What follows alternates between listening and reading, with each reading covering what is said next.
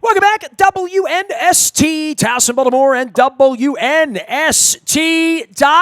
I've been taking a little downtime here this summer, and the week that the Jacksonville Jaguars came in here, I did not have one of my lifer buddies on and one of my former colleagues from Sporting News Radio and One-on-One Sports Flash. He is Rick Ballou. He was the late-night host after Papa Joe, after me, but before Bob Kemp.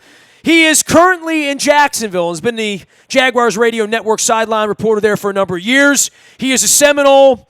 He always thought I was a Terp and treated me as such. When I appreciate that now that we're no longer in the ACC. Rick Ballou is here, the pride of New England, and a guy getting a suntan, playing some golf. And hey, dude, you've been to Baltimore a bunch over the course of your lifetime, and Camden Yards as a Red Sox fan and all that. You rolled in here for like 4 days last week, and looked to me like you had a pretty good time in Baltimore last week, Ballou. Yeah, we had a great time. We got in on Sunday, and obviously left after the game Thursday night. And I always have a good time in Baltimore. I'm real impressed with, we stayed there at the Marriott Riverfront overlooking the harbor. And, Jacksonville's going through a lot of changes, and they're getting ready to build here over the St. John's River where the stadium is. And I think Baltimore is really the perfect city to look at as to what Jacksonville would love to be. I mean, one side of Jacksonville, they're real happy with. The other side, they just haven't been able to develop. Hold on, say that again. Hold. I want to hear you literally say that again. Jacksonville is what is Baltimore's what Jacksonville would like to be, is what you said, right? I'm saying downtown the city, where the harbor is there. You've got the St. John's River here that obviously pours right into the Atlantic, and one side where the city is, it's a nice downtown, but they just passed through legislation where they're going to start building where the enormous parking lot is, and everything's going to go up there, and the shipyards are going to build, and hopefully across the river they're going to build. So, Baltimore, in my opinion, is a real good look at what Jacksonville hopefully will be in, let's say, 5 to 7 years. They're going to rip down one of the bridges. They're going to build all throughout there. This is something that has been discussed for decades, but they've just never been able to get it done.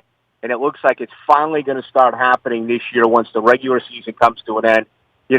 The shovel could hit the dirt as early as January. Well, Jacksonville's always been one of those places that, no offense, Ballou, you live there. I'm sure you have some territorial feeling about it in somewhere, some Jacksonville pride. It's your home now. But it's always felt a little barren. It's always felt like people are coming, but they're not here yet fully. But one day they'll be here, and one day it'll be the Miami of the North or the Atlanta of the South. And I don't know that it wants to be either one of those things. And anyway, it's such a massive expanse of land there. But people were coming for a long time, and that was the great hope when Tag Lieber brought the team there, right? That it was going to become. But Nashville's really become the place in the South that's like grown. Jacksonville's still trying to figure it out on a downtown level. And I know that there was a tragedy down there in the Landing. Like, I live at Harbor Place. Harbor Place and the Landing were built by the same people, sort of same kind of era, in the same sort of kind of way, and the same sort of kind of Hooters and all that sort of thing, and the water and boats coming up and moving people around. And one time I took, when we were in the same division 20 years ago, I took one of the boats from the Landing over to the stadium. Like you would take a boat to the game, like I did in Three Rivers Stadium. I mean, cities with water are beautiful. They really are, man. Yeah, it's unbelievable. The Landing was great for about 20 years, but it just kind of outdated itself, and that's now closed. They're going to rip that down. They're going to rip it down, so it's gone, like literally, right? It is literally gone. I mean, see, Harbor Place, Harbor Place, we're wondering what to do with it. I don't know if you know, Rick. I mean, it's in receivership. It's gone bankrupt a couple times. It's been handed down. It's the mall out in front of my home. It's the Mall of Baltimore. We're trying to figure out, what are they going to do with the Landing down there? Any idea? Yeah, there's been all sorts of different rumors. Actually happened to be really tight with the mayor of Jacksonville, Lenny Curry, who is a huge Jags fan, and I have him on my show all the time. And, we do get into politics here and there, mostly off the air. But, there's all sorts of different talk about what are they going to do? Is it worth rebuilding there? Are they, they're talking about, putting in a park there and things along those lines, and building down a little bit closer to the stadium and, in the shipyards there, then across the St. Johns River to the other side. So, I think people, the landing was still a place where people visited. They went there, but, the folks in Jacksonville, they had seen it, they had been there, and it just didn't attract them anymore. And it's really disappointing. I personally really enjoyed the landing.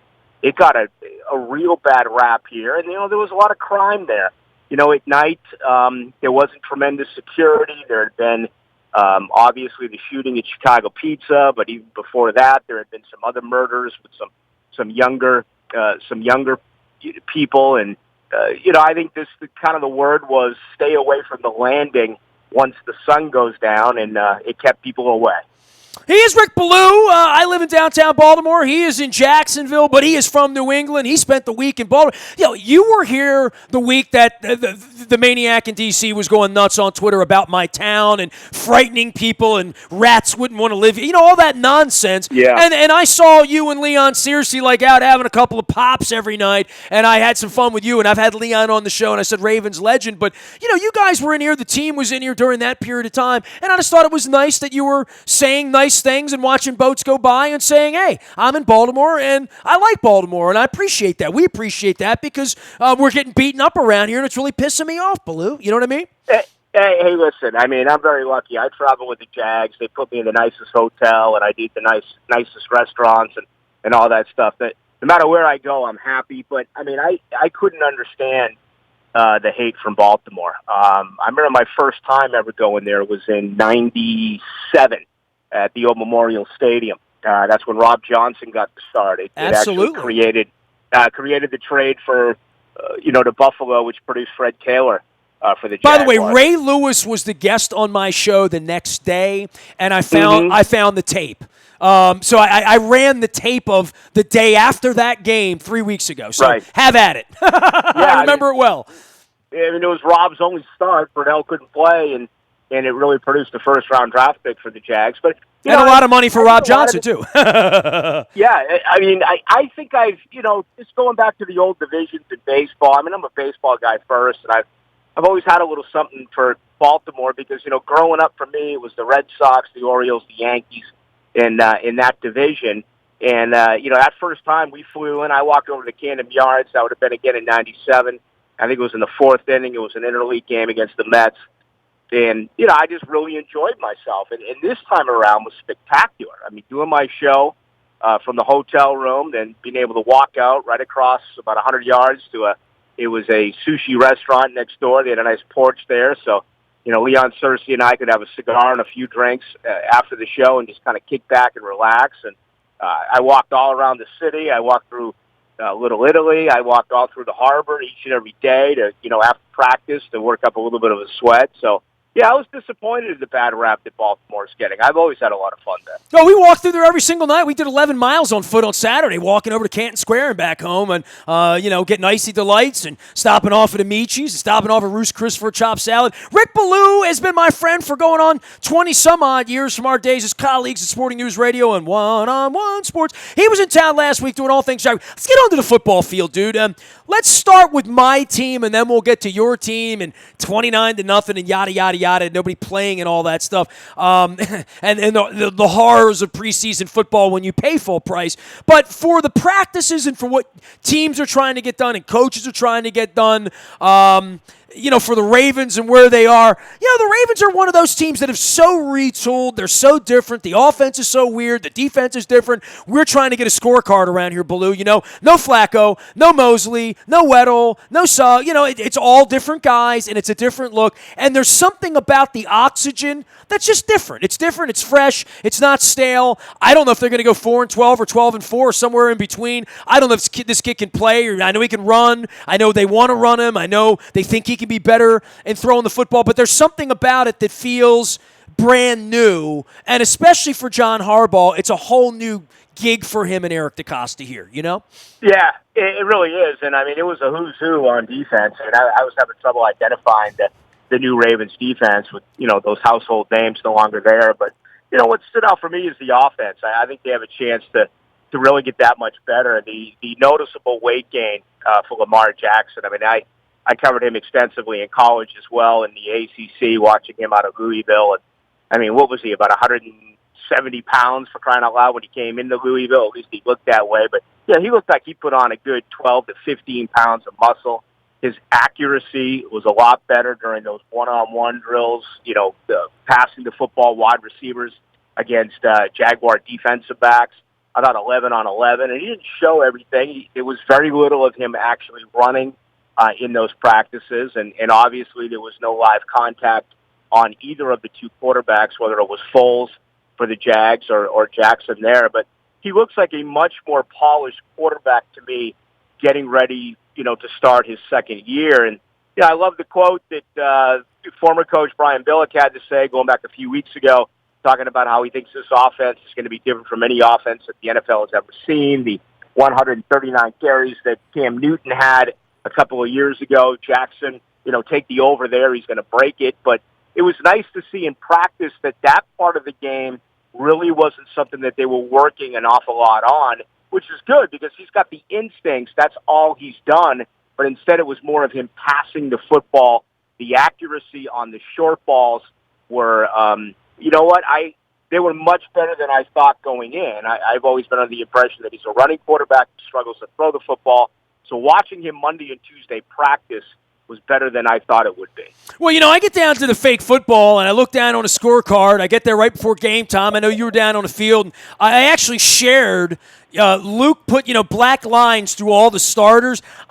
Dude, I got no opinion on your football team. I didn't see him play. You know what I mean? How could I have an opinion about Nick Foles other than he was really nice to me at the Eagles' victory party a year and a half ago when he won the Super Bowl and seemed like the most grounded, cool dude on earth. And obviously the Sam Farmer quote off the refrigerator from the press conference and all that. But whether it's Fournette or whether it's him or whether it's guys on the pup and you're trying to get him off defensively, we saw nothing. Tell me about your team a little bit in a way that, what you've seen more on the practice fields than what we saw last Thursday night.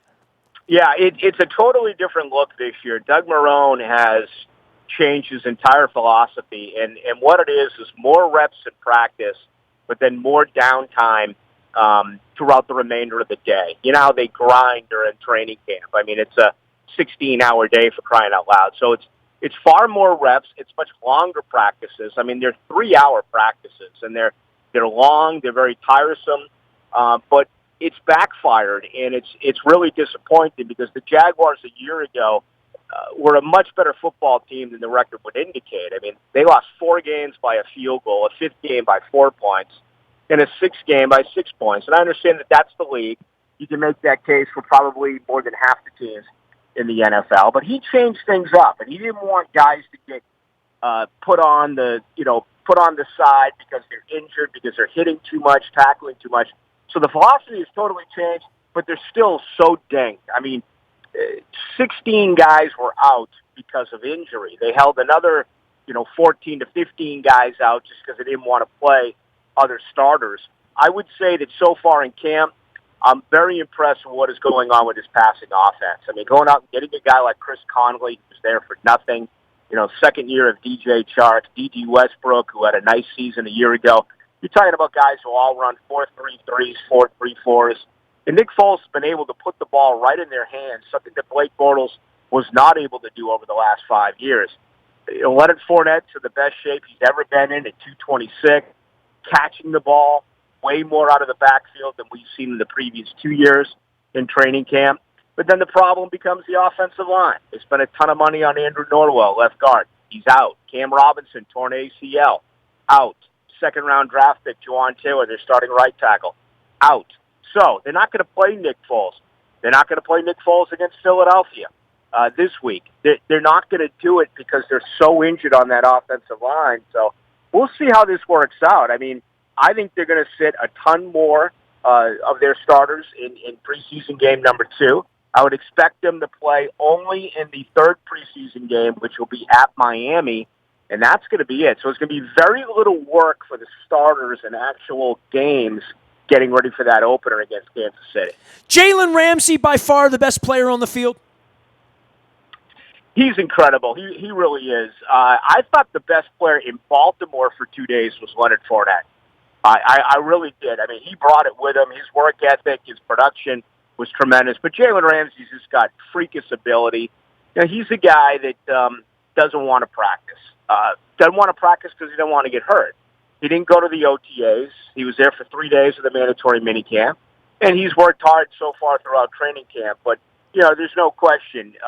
When he is 100%, he is absolutely the best football player on this team. I thought defensively the best season a year ago was Calais Campbell. And, you know, he really stood out during those 2 days of work as well against Baltimore. He didn't play against the Ravens, and I'd be shocked if he played against the Eagles. All right, Ballou, if Lamar Jackson's your quarterback and it's your team there, and you've been spouting off and talking smack for 25 years on sports radio, if this is your football team, are you buying what the Ravens are selling? I mean, I think it's a hard sell until it's done, and it's a hard sell that Lamar Jackson at any size running into linebackers 12 or 15 times a week is a good idea. I just keep coming back to I'm being pretty intuitive about it. You know what I mean? Like, I've watched this for 35 years. There's a reason it's not done this way, That being said, Brian Billick's never been done this way.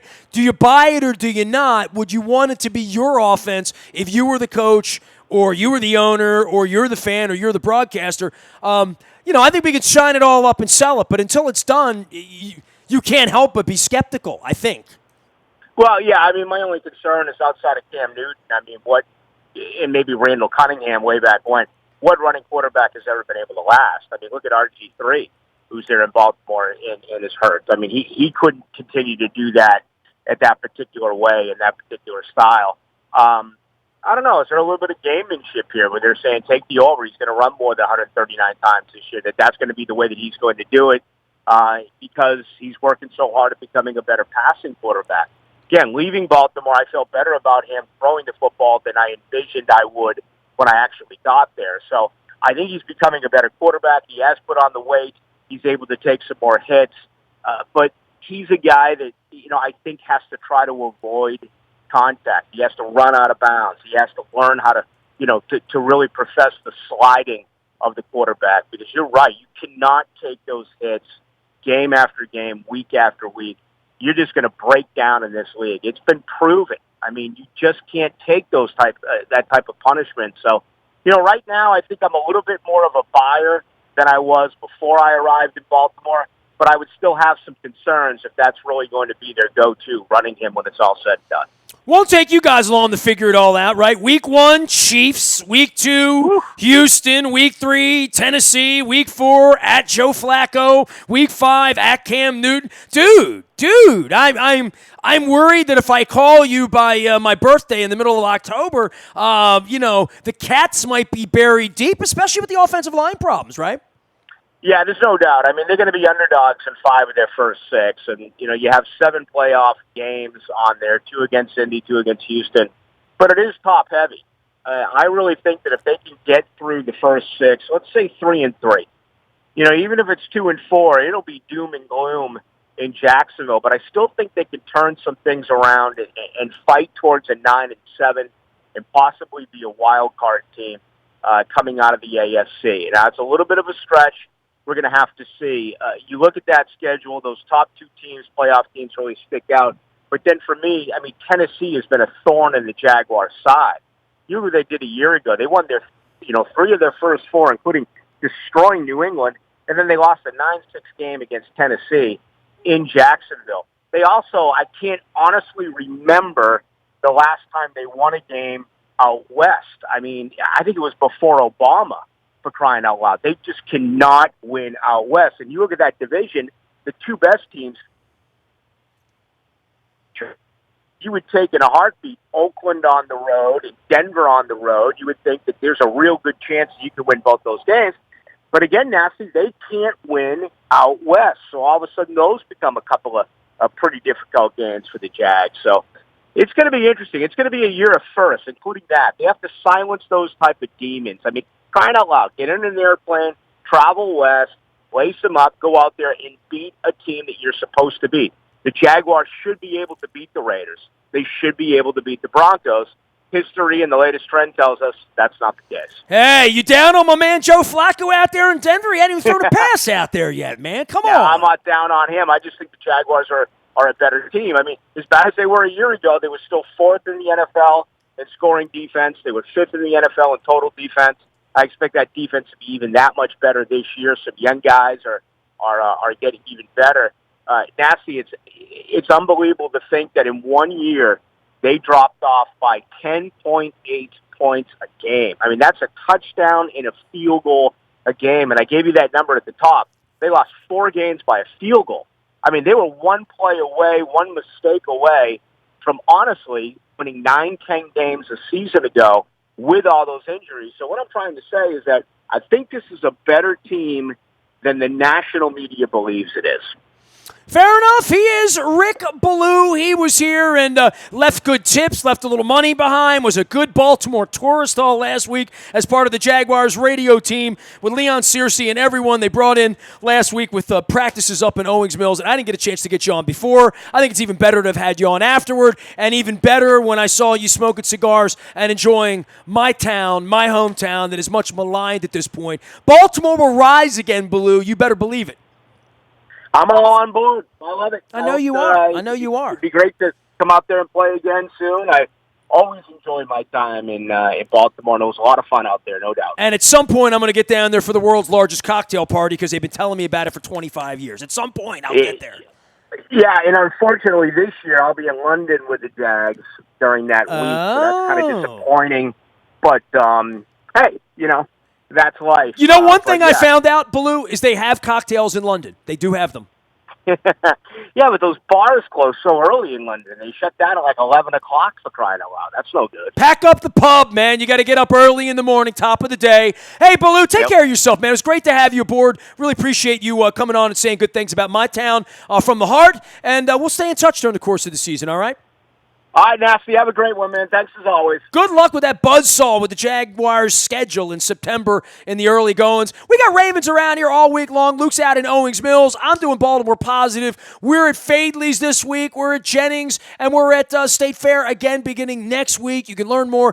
Chris Van Hollen, our Maryland Senator, up in Baltimore Positive this week up on the website. Nasty at WNST.net finds me. I'm out in the buy at Toyota.com audio vault 24 hours a day from anywhere in the world on your mobile device. Listen to all of the interviews we've done here this week, getting you ready for football, getting you ready for Baltimore Positive, talking a ton about the Orioles being up for sale now, as reported by Michael Olesker. I'm hoping to have him on later on in the week as well. Facebook, Twitter, LinkedIn, Snapchat, Instagram, streaming live right here on our Facebook Live, as well as our YouTube, WNSTV channel. We are WNST.net, AM 1570 and WNST Towson, Baltimore, and we never stop talking Baltimore sports.